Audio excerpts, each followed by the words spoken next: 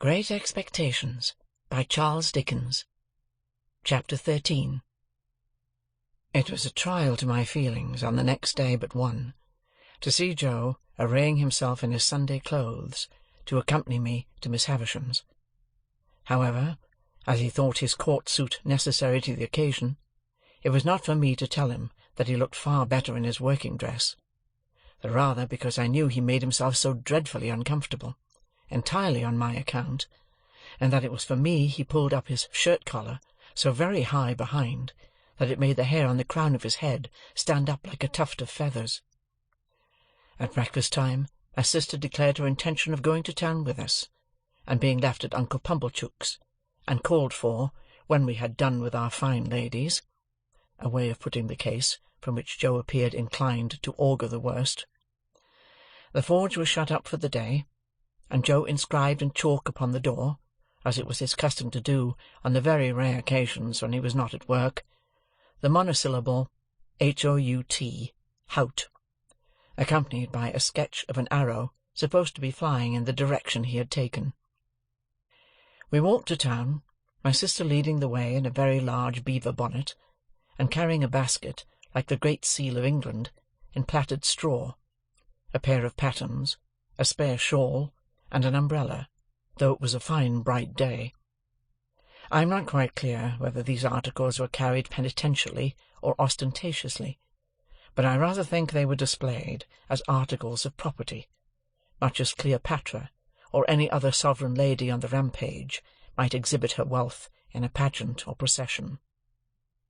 When we came to Pumblechook's, my sister bounced in and left us. As it was almost noon, Joe and I held straight on to Miss Havisham's house. Estella opened the gate as usual, and, the moment she appeared, Joe took his hat off, and stood weighing it by the brim in both his hands, as if he had some urgent reason in his mind for being particular to 1/4 of an ounce.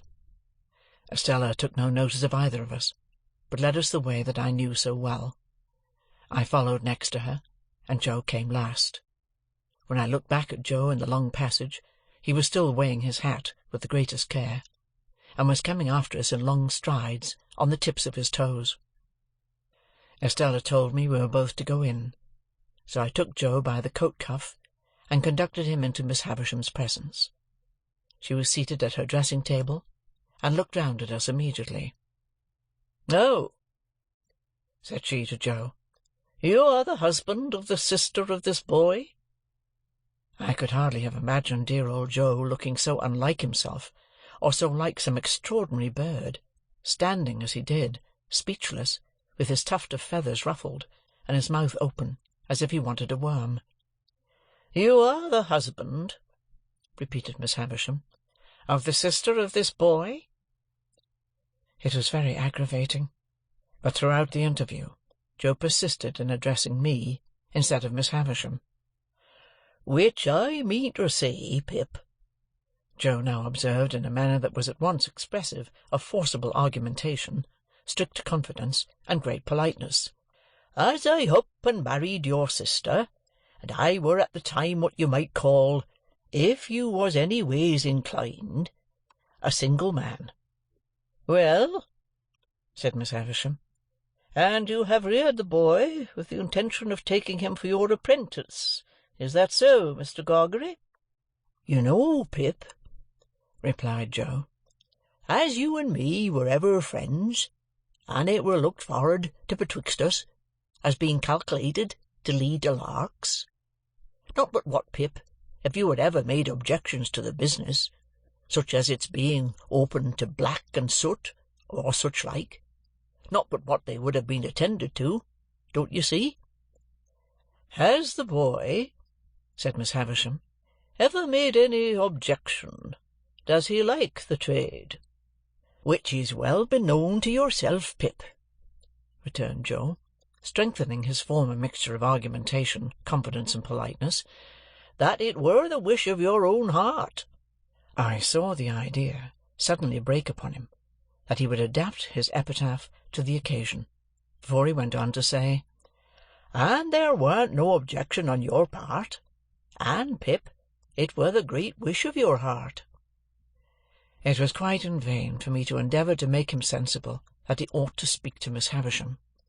The more I made faces and gestures to him to do it, the more confidential, argumentative, and polite he persisted in being to me. "Have you brought his indentures with you?" asked Miss Havisham. "Well, Pip, you know," replied Joe, as if that were a little unreasonable, "you yourself see me put 'em in my hat, and therefore you know as they are there." With which he took them out, and gave them not to Miss Havisham, but to me. I am afraid I was ashamed of the dear good fellow. I know I was ashamed of him, when I saw that Estella stood at the back of Miss Havisham's chair, and that her eyes laughed mischievously. I took the indentures out of his hand, and gave them to Miss Havisham. "You expected," said Miss Havisham, as she looked them over, "no premium with the boy?" "Joe," I remonstrated, for he made no reply at all. "why don't you answer?" "Pip," returned Joe, cutting me short as if he were hurt, "which I mean to say, that were not a question requiring an answer betwixt yourself and me, and which you know the answer to be full well. No, you know it to be no, Pip, and wherefore should I say it?" Miss Havisham glanced at him, as if she understood what he really was, better than I had thought possible, seeing what he was there, and took up a little bag from the table beside her. "Pip has earned a premium here," she said, "and here it is. There are 25 guineas in this bag. Give it to your master, Pip." As if he were absolutely out of his mind, with the wonder awakened in him by her strange figure and the strange room, Joe, even at this pass, persisted in addressing me. "This is wery liberal on your part, Pip," said Joe, "and it is as such received, and grateful welcome, though never looked for, far nor near, nor nowheres. And now, old chap," said Joe, conveying to me a sensation, first of burning and then of freezing, for I felt as if that familiar expression were applied to Miss Havisham, "and now, old chap, may we do our duty. May you and me do our duty, both on us by one and another, and by them which your liberal present have conweyed to be, for the satisfaction of mind of them as never—" Here Joe showed that he felt he had fallen into frightful difficulties, until he triumphantly rescued himself with the words, "and from myself far be it." These words had such a round and convincing sound for him, that he said them twice. "Good-bye, Pip," said Miss Havisham. "Let them out, Estella." "Am I to come again, Miss Havisham?" I asked. "No. Gargery is your master now.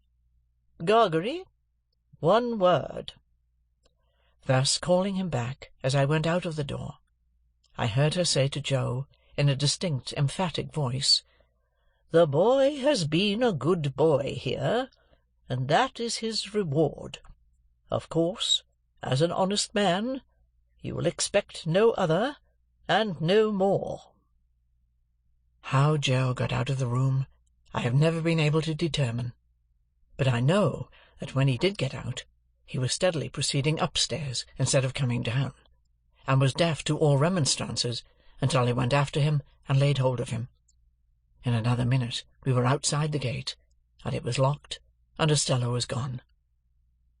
When we stood in the daylight alone again, Joe backed up against a wall and said to me, "Astonishing!" And there he remained so long, saying, "Astonishing!" at intervals so often that I began to think his senses were never coming back. At length he prolonged his remark into, "Pip, I do assure you, this is astonishing," and so by degrees became conversational and able to walk away. I have reason to think that Joe's intellects were brightened by the encounter they had passed through, and that on our way to Pumblechook's he invented a subtle and deep design. My reason is to be found in what took place in Mr. Pumblechook's parlour, where, on our presenting ourselves, my sister sat in conference with that detested seedsman. "Well?" cried my sister, addressing us both at once. "And what's happened to you? I wonder you condescend to come back to such poor society as this. I'm sure I do." "Miss Havisham," said Joe, with a fixed look at me, like an effort of remembrance, "made it wery particular that we should give her, were it compliments or respects, Pip?" "Compliments," I said. "Which that were my own belief," answered Joe, "her compliments to Mrs. J. Gargery." "Much good they'll do me," observed my sister, but rather gratified too. "And wishing," pursued Joe, with another fixed look at me, like another effort of remembrance, "that the state of Miss Havisham's health were sich as would have allowed, were it, Pip?" "Of her having the pleasure," I added. "Of ladies' company," said Joe, and drew a long breath. "Well," cried my sister, with a mollified glance at Mr. Pumblechook, "she might have had the politeness to send that message at first, but it's better late than never. And what did she give young Rantipole here?" "She give him," said Joe, "nothing." Mrs. Joe was going to break out, but Joe went on. "What she give," said Joe, "she give to his friends, and by his friends were her explanation, I mean into the hands of his sister Mrs. J. Gargery. Them were her words, Mrs. J. Gargery. She might have knowed," added Joe, with an appearance of reflection, "whether it were Joe or George." My sister looked at Pumblechook, who smoothed the elbows of his wooden arm-chair, and nodded at her and at the fire, as if he had known all about it beforehand. "And how much have you got?" asked my sister, laughing, positively laughing. "What would present company say to £10?" demanded Joe. "They'd say," returned my sister curtly, "pretty well. Not too much, but pretty well." "It's more than that, then," said Joe. That fearful impostor, Pumblechook, immediately nodded, and said, as he rubbed the arms of his chair, "It's more than that, mum." "Why, you don't mean to say—" began my sister. "Yes, I do, mum," said Pumblechook. "But wait a bit. Go on, Joseph, good in you, go on." "What would present company say," proceeded Joe, "to £20? "Handsome would be the word," returned my sister. "Well, then," said Joe, "it's more than £20. That abject hypocrite, Pumblechook, nodded again, and said, with a patronizing laugh, "It's more than that, mum. Good again. Follow her up, Joseph." "Then, to make an end of it," said Joe, delightedly handing the bag to my sister, "it's £25." "It's £25, mum," echoed that basest of swindlers, Pumblechook, rising to shake hands with her. "And it's no more than your merits," as I said when my opinion was asked, "and I wish you joy of the money." If the villain had stopped here, his case would have been sufficiently awful, but he blackened his guilt by proceeding to take me into custody, with a right of patronage that left all his former criminality far behind. "Now you see, Joseph and wife," said Pumblechook, as he took me by the arm above the elbow, "I am one of them that always go right through with what they've begun. This boy must be bound out of hand. That's my way, bound out of hand." "Goodness knows, Uncle Pumblechook," said my sister, grasping the money. "We're deeply beholden to you." "Never mind me, mum," returned that diabolical corn-chandler. "A pleasure's a pleasure, all the world over. But this boy, you know, we must have him bound. I said I'd see to it, to tell you the truth." The justices were sitting in the town hall, near at hand, and we at once went over to have me bound apprentice to Joe in the magisterial presence. I say we went over, but I was pushed over by Pumblechook, exactly as if I had that moment picked a pocket or fired a rick. Indeed, it was the general impression in court that I had been taken red-handed, for, as Pumblechook shoved me before him through the crowd, I heard some people say, "What's he done?" and others, "He's a young 'un too, but he looks bad, don't he?" One person of mild and benevolent aspect even gave me a tract ornamented with a woodcut of a malevolent young man, fitted up with a perfect sausage-shop of fetters, and entitled to be read in my cell. The hall was a queer place, I thought, with higher pews in it than a church, and with people hanging over the pews looking on, and with mighty justices, one with a powdered head, leaning back in chairs, with folded arms, or taking snuff, or going to sleep, or writing, or reading the newspapers, and with some shining black portraits on the walls, which my unartistic eye regarded as composition of hardbake and sticking-plaster. Here, in a corner, my indentures were duly signed and attested, and I was bound. Mr. Pumblechook holding me all the while, as if we had looked in on our way to the scaffold to have those little preliminaries disposed of. When we came out again, and had got rid of the boys who had been put into great spirits by the expectation of seeing me publicly tortured, and who were much disappointed to find that my friends were merely rallying round me, we went back to Pumblechook's, and there my sister became so excited by the 25 guineas that nothing would serve her but we must have a dinner out of that windfall at the Blue Boar, and that Pumblechook must go over in his chaise cart and bring the Hubbles and Mr. Wopsle. It was agreed to be done, and a most melancholy day I passed, for it inscrutably appeared to stand to reason, in the minds of the whole company, that I was an excrescence on the entertainment, and to make it worse, they all asked me from time to time, in short, whenever they had nothing else to do, why I didn't enjoy myself, and what could I possibly do then but say I was enjoying myself, when I wasn't? However, they were grown up and had their own way, and they made the most of it.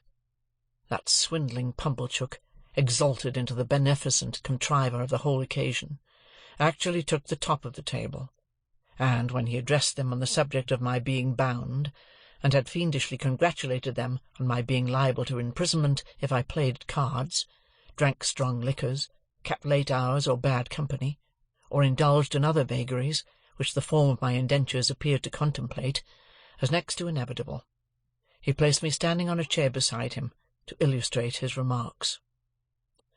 My only other remembrances of the great festival are, that they wouldn't let me go to sleep, but whenever they saw me dropping off, woke me up and told me to enjoy myself. That, rather late in the evening, Mr. Wopsle gave us Collins's Ode, and threw his blood-stained sword in thunder down, with such effect that a waiter came in and said, "The commercials underneath send up their compliments, and it wasn't the Tumbler's Arms." That they were all in excellent spirits on the road home, and sang "O Lady Fair," Mr. Wopsle taking the bass, and asserting with tremendously strong voice, in reply to the inquisitive bore who leads that piece of music in a most impertinent manner by wanting to know all about everybody's private affairs, that he was the man with his white locks flowing, and that he was upon the whole the weakest pilgrim going. Finally, I remember that when I got into my little bedroom, I was truly wretched, and had a strong conviction on me that I should never like Joe's trade. I had liked it once, but once was not now. End of chapter 13.